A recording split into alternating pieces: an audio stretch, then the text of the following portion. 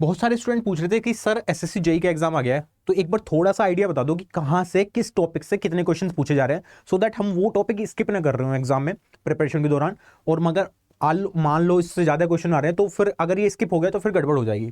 तो मैंने क्या किया, लास्ट 10 ईयर्स के थोड़ा एनालिसिस कर लिया है क्वेश्चन के कि कहाँ कहाँ से क्वेश्चन आ रहे हैं, कितना कितना परसेंटेज है, कैसे क्वेश्चन आ रहे हैं। रीजनिंग की किया है भाई, है ना, नॉन टेक में।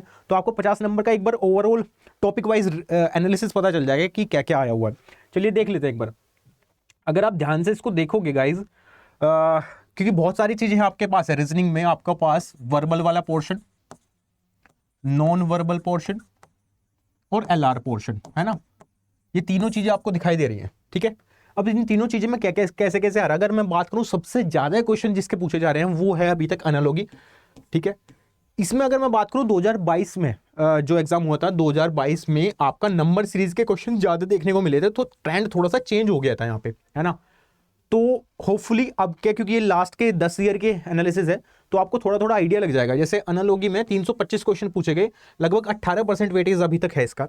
फिर ओड वन आउट की बात करें, 250 क्वेश्चन पूछे गए हैं, 14.52 सबसे ज्यादा वेटेज इन दोनों का दिख रहा है यहाँ पे। अल्फाबेट सीरीज 180 क्वेश्चन है, 10% वेटेज है लगभग। विजुअल रीजनिंग के क्वेश्चन 140, 8% वेटेज। कोडिंग डिकोडिंग से काफी सारे क्वेश्चन आते हैं, मैंने बताया हुआ है। 115 क्वेश्चन वहां से पूछे गए और 6.68% वेटेज है। नंबर सीरीज देख सकते हो आप, यहां भी इसका वेटेज कम नहीं है, छठे नंबर पे पूछा दिया है ना। और 2022 में तो और बढ़े हल्ले क्वेश्चन, तो इस बार भी उम्मीद है मेरे को कि यहां से क्वेश्चन दिखेंगे। बट इसके साथ साथ सिटिंग अरेंजमेंट और पजल से भी क्वेश्चन बहुत सारे देखने को मिल सकते हैं आपको 2023 के एग्जाम्स में, ठीक है। अगर आप यहां से देखोगे नंबर सीरीज के 110 क्वेश्चन पूछे गए हैं, लगभग 6% वेटेज आपको दिखाई दे रहा है, जो कि काफी सारा है ना। डायरेक्शन के क्वेश्चन 71 दिखाई दे रहे हैं, 4% के आसपास। वेन डायग्राम वाले क्वेश्चन जो कि आज मैंने कराए भी हैं क्लास में आपको, 65% वेटेज है, 3.77 का यहाँ पे। सिलोजिज्म के क्वेश्चन आपको 60 दिखाई दे रहे हैं, 3.48। मिसलिनियस क्वेश्चन आपको दिखा रहे हैं 60 क्वेश्चन और 3.48 वेटेज। पजल्स के 54 और 3.14 इसका वेटेज है। पजल्स का यहाँ लेवल बढ़ सकता है, ठीक है, अब की बार। तो पजल में जो है क्वेश्चन थोड़े से ट्रिकी वन देखने को मिल सकते हैं इस बार, मेरा यह उम्मीद है ना। और अगर हम बात करें ब्लड रिलेशन की भी 50 क्वेश्चन, लगभग 2.90 का, लगभग 3% का वेटेज है। डिक्शनरी वाले क्वेश्चन 48। मिरर इमेज बात करें तो 34। मीनिंगफुल ऑर्डर में अगर आता है कोई, है ना, कि वर्ड्स दे दिए जाते हैं, उसमें मीनिंगफुल ऑर्डर बताना कि कैसे मीनिंगफुल ऑर्डर इनका बनेगा, तो उसमें भी अगर हम बात करें तो लगभग 33 क्वेश्चन और 1.92 का वेटेज। मैथमेटिकल इक्वेशन 30 क्वेश्चन, ये ज़्यादा नहीं आते हैं, है ना। क्यूब और डाइस से लगभग 1 या 2 क्वेश्चन आपको दिखाई देंगे, 28 क्वेश्चन अभी तक आए हैं और 1.63 का वेटेज है। वर्ड फॉर्मेशन के बहुत कम क्वेश्चन देखने को मिलते हैं, है ना, 1.39 का। लीनियर सीटिंग अरेंजमेंट, अब देखो यहाँ पे मैंने ये अलग लिखा है ना, बट इसको अगर हम बात करें सीटिंग अरेंजमेंट और पजल्स को, मैं एक ही पॉइंट लिखता हूँ, एक ही पॉइंट बताता हूँ, मतलब एक ही चैप्टर कंसिडर करके चलते हैं, है ना। तो यहाँ से अच्छा खासा वेटेज अब बढ़ सकता है इस बार। स्टेटमेंट कंक्लूजन एलआर वाला पोर्शन, ये भी मैंने आपको अलग से करा दिया है। बहुत सारे बच्चों को इसमें दिक्कत आ रही थी कि यहाँ से क्वेश्चन आता है, सिर्फ वो गलत होता है उनसे या हम स्किप करते हैं, तो यहाँ लगभग बहुत कम वेटेज है, बट आता है तो आप कर लोगे इसको। सर्कुलर अरेंजमेंट देखो यहाँ पे अलग अलग किया हुआ है मैंने, है ना, बट ये सब एक में ही है।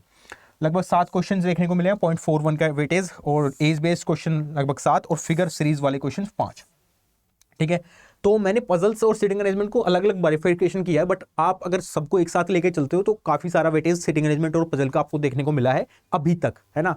और इस बार इनका वेटेज और बढ़ने वाला है, तो अगर इनका वेटेज बढ़ने वाला है तो थोड़ा प्रिपेयर शुरुआत में हो जाओ आप, कि अगर वेटेज बढ़ रहा है तो भाई मैं ये पजल और सीटिंग अरेंजमेंट एक में लेके ना, पजल एंड सीटिंग अरेंजमेंट एक साथ लेके और इसको पूरा का पूरा कवर कर दूंगा, ठीक है, एक साथ में। इसमें सीटिंग अरेंजमेंट में चाहे वो लीनियर हो, चाहे सर्कुलर हो, चाहे आपका रेक्टेंगल हो, कुछ भी हो, स्क्वायर हो, सब कुछ इसमें इन्वॉल्व है, ठीक है। तो ये सब हम करने वाले हैं, ठीक है। आई थिंक आपको थोड़ा सा आइडिया लग गया होगा। सबसे ज़्यादा क्वेश्चंस एनालॉजी का देखने को मिल रहे हैं, ऑड वन आउट, ये सब ये इजी क्वेश्चन है और ये आपके गलत नहीं होने चाहिए, पहली बात तो ये समझ लो, ठीक है। तो यही मेरे को आपको बताना था। आई होप ये आपने देख लिया होगा, है ना। तो ये आप स्क्रीनशॉट भी ले सकते हो अगर लेना चाहते हो अपने आप, ठीक है। तो अभी आप क्या करो, सबसे इंपॉर्टेंट बात बच्चों के दिमाग में ये भी आ रही है, क्योंकि बहुत कम टाइम बचा है अभी सिर्फ आप एक काम करो, सिर्फ एंड सिर्फ मॉक टेस्ट दो,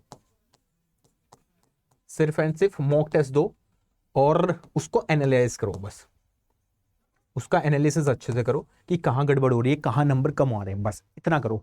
वीडियो देखो कॉन्सेप्ट वाली, है ना, जो क्लासेस चल रही हैं वो देख लो, उसके अलावा सिर्फ mock test mock test mock test mock test बस, चाहे टेक का हो चाहे नॉन टेक का हो, फुल लेंथ मॉक टेस्ट दो, उसका एनालिसिस करो, बस रिपीट मोड पे यही काम करते रहो, ठीक है। सो आई होप ये वीडियो आपको अच्छी लगी होगी। अगर वीडियो अच्छी लगी तो वीडियो को लाइक कर देना, शेयर कर देना दोस्तों के साथ और चैनल को सब्सक्राइब कर लेना, ठीक है। Bye bye, take care, have a nice day.